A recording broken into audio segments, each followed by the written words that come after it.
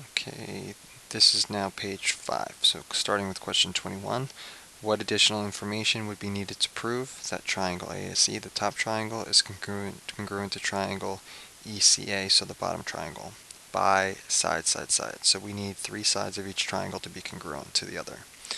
We already have SE is congruent to AC. We know that AE is congruent to itself by the reflexive property. So we have 2 sides in each triangle, and now we need a third side. Well, the only remaining side is AS and EC. So we would need to know that AS is congruent to EC, and then now we have enough information to say they're congruent by side. Alright, 22. Are the following triangles to the right congruent? So we're looking at triangle DEG and triangle FEG, and I want to know if there's enough information here to tell that these 2 triangles are congruent. Well, you have an angle, 2 angles in both triangles. The reflexive property allows me to say that EG is congruent to EG. Okay, so I have an angle, a side, and an angle, a side, and an angle in both triangles, so they are congruent by angle, side, angle. List the remaining corresponding congruent parts. This is talking about CPCTC. And again, what that means is now that we've proven the 2 triangles are congruent, we know everything else in this triangle has to be congruent to everything else in this triangle. So now I know that angle D is congruent to angle F. I know side DE is congruent to side FE. I know side DG is congruent to side FG. So everything else is congruent in both triangles.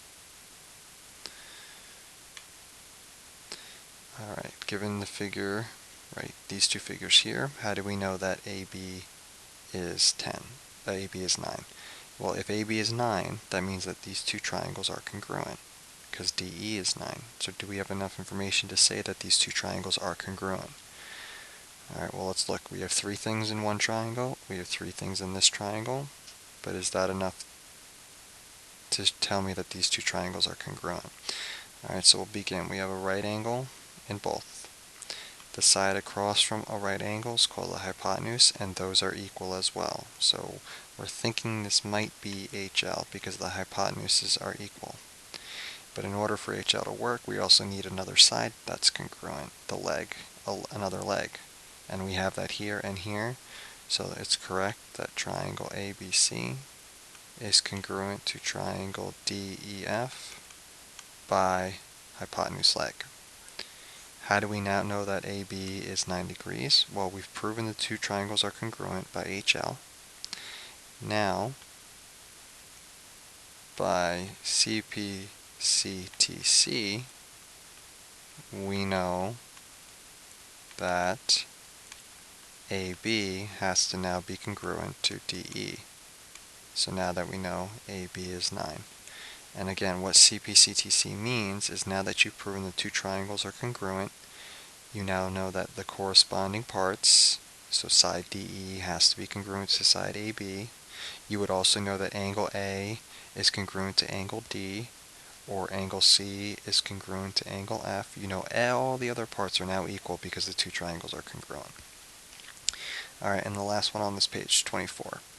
First thing I'm going to do, just to make this a little bit simpler to see, is redraw my triangles since they overlap a little bit. D, E, F. I know that AB is congruent to ED. I know that AC is congruent to DF. Okay, so now I have 2 things in each triangle. I need one other thing in order to prove that those 2 triangles are congruent, or at least give me a guess that the 2 triangles are congruent. The other thing I know is that AC is parallel to DF. So you've got AC, you've got this line right here is parallel to this line. Okay.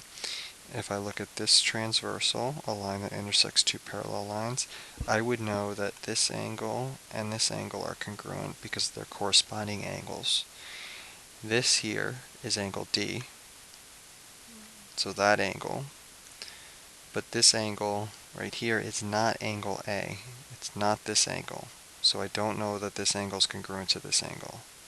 So there's not enough information to tell me that those two angles are congruent.